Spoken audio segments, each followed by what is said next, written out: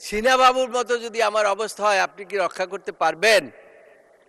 তার চাইতে আপনাকে বলি, প্রধানমন্ত্রীর সাথে সাক্ষাৎ করুন। একমাত্র প্রধানমন্ত্রী পারে তার চিকিৎসার জন্য তাকে বাইরে যেতে দিতে অনুমতি দিতে পারেন। যে কোনোভাবে আমরা প্রধানমন্ত্রীর কাছে গিয়েছিলাম, অনুরোধ করেছিলাম। যে ভাষাটি ব্যবহার করেছিলেন, এটা শুনলে মাননীয় স্পিকার আপনি শিউরে উঠবেন। সেটা হচ্ছে, আমি বলেছিলাম যে তিনি চিকিৎসার জন্য যাবেন, চিকিৎসা করে ফিরে আসবেন।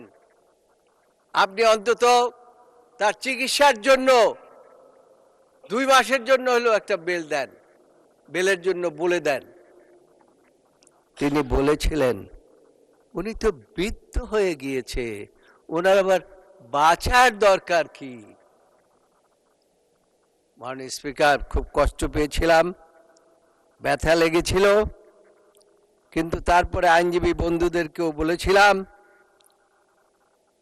বেগম খালেদা জিয়াকে মুক্ত করতে পারি নাই।